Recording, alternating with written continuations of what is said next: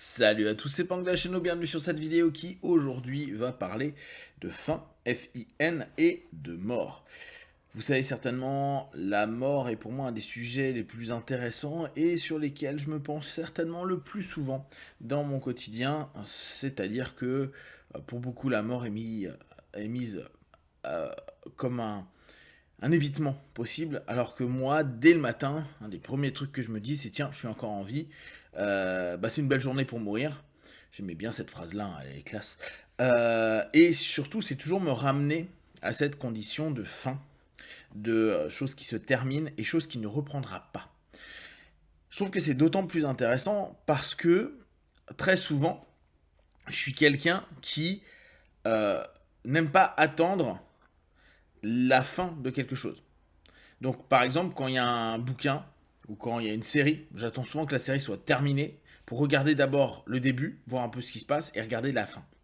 J'aime cette notion qui se termine.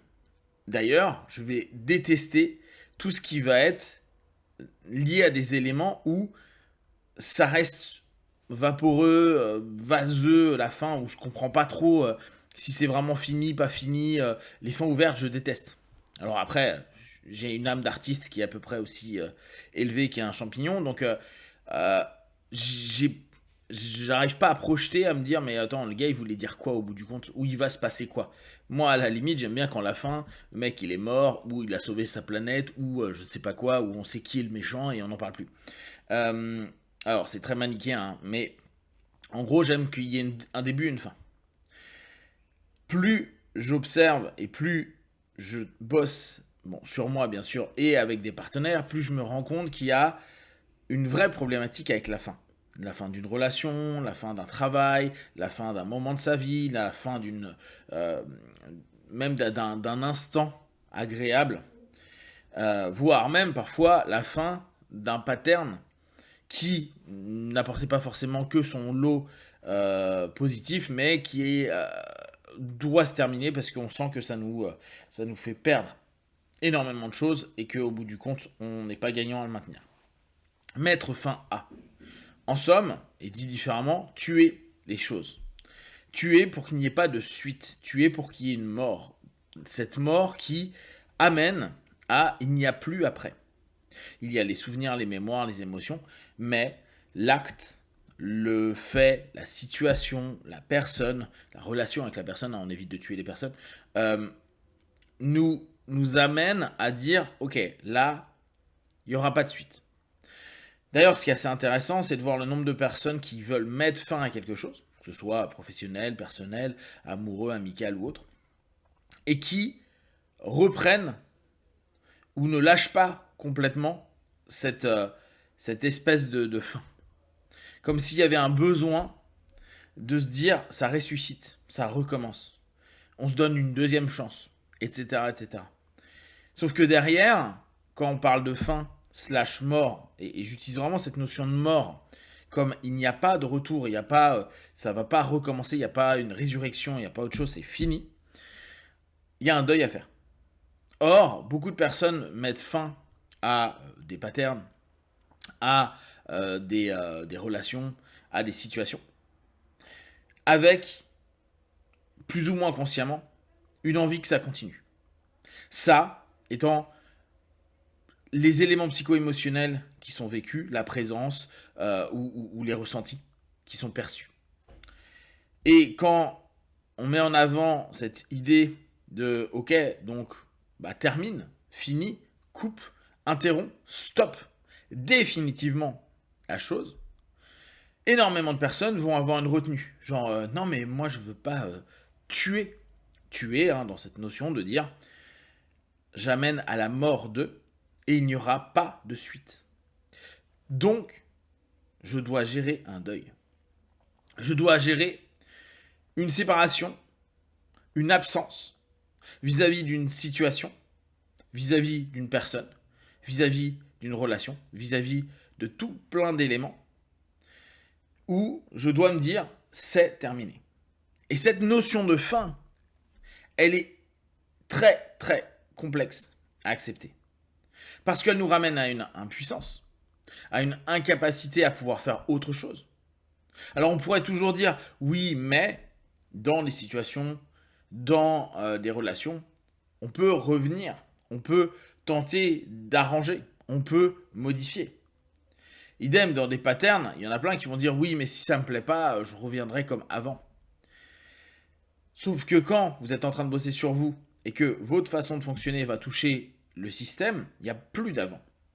L'avant que vous aimiez ou que vous avez voulu éviter et que vous vous rendez compte en fait que vous l'appréciez pour plein de bénéfices secondaires ne sera plus jamais le même parce que à un moment donné, vous avez cessé, coupé, interrompu quelque chose.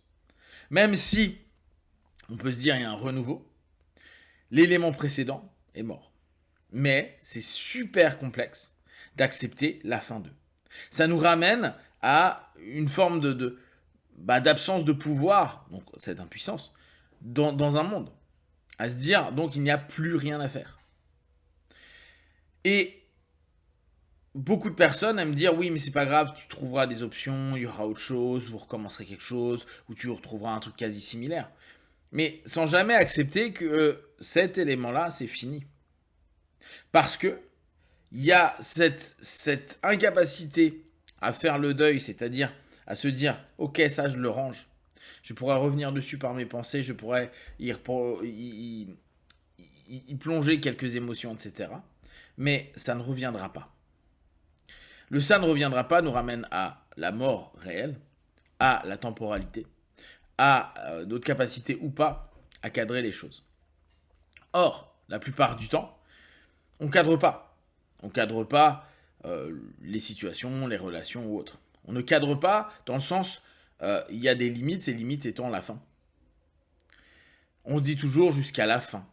Mais la fin, on a assez rarement la conscientisation de ce que c'est. C'est-à-dire l'interruption, à un moment ou à un autre, volontaire et ou involontaire, de cette relation ou de cet événement. Souvent, quand on va proposer au partenaire, ouais, mais tout ce qui a commencé a une fin, les gens vont dire, oui, mais on ne sait pas quand est la fin. Comme si arriver à la mort de la situation ou de la relation est quelque chose d'inacceptable. Et qu'on ne se laisse pas vivre parce qu'il y a une fin. Or, je reviens sur le principe du cadre. Le cadre est l'élément qui nous donne le plus de liberté. Parce que justement, c'est fini, c'est défini. Et au travers de ça, on sait les limites. Et on sait que pendant ces laps de temps ou pendant cet espace, on peut y faire tout ce que l'on veut tant qu'on arrive à comprendre qu'à un moment ou à un autre, il y ait une limite, un stop, une fin, une mort. Dès lors, emmener notre partenaire à prendre conscience de la fin, de sa fin, de la fin des choses et des deuils, sans que ce soit morbide. Mais très rapidement, la mort est quelque chose de mortifère. Donc, on voit des gens qui veulent éviter, qui ne veulent pas en parler. Parce que ça ramène réellement à notre propre fin. C'est-à-dire notre non-existence. Et là, l'absolue non-présence, non-puissance, non-existence. La disparition égotique du soi. Pour... Non, c'est rien, chacun ses croyances, ses cultures, etc. Dès lors, je pense que ramener régulièrement vers la fin, et moi très souvent, c'est un élément que je me dis, comme je vous dis, je suis passionné par cette notion de fin qui peut être oppressante, qui peut être palpitante, qui peut être hyper stimulante. Se dire à un moment donné, ok, là je viens de faire ça, c'est mort. C'est-à-dire que ce que je viens de faire est mort, est terminé. Je ne pourrai pas revenir dessus, je ne pourrai pas le corriger. Je pourrais corriger une conclusion de quelque chose, mais qui est morte. Donc, cette dynamique de ramener à la fin, à la mort, pour arriver à se dire les choses que j'ai à vivre, et là on revient sur les notions d'instant présent, de présence à soi, reprennent complètement du sens. C'est parce qu'on veut se croire invincible et invulnérable, c'est-à-dire immortel, sans fin, qu'au bout du compte, on peut passer à côté de plein d'expériences, de capacité à dire non, de recréation de quelque chose qui nous convient mieux, parce que on ne se rend pas compte qu'à un moment ou à un autre, il y a ce stop qui arrivera, ou on veut l'oublier. Si vous avez des questions et des remarques sur le sujet, partagez sur Facebook, YouTube, j'y répondrai le plus rapidement possible. Et comme d'habitude, de tout ce que je propose, ne prenez que ce qui est bon et juste pour vous. Testez, observez, analysez et concluez. Miwan, ciao.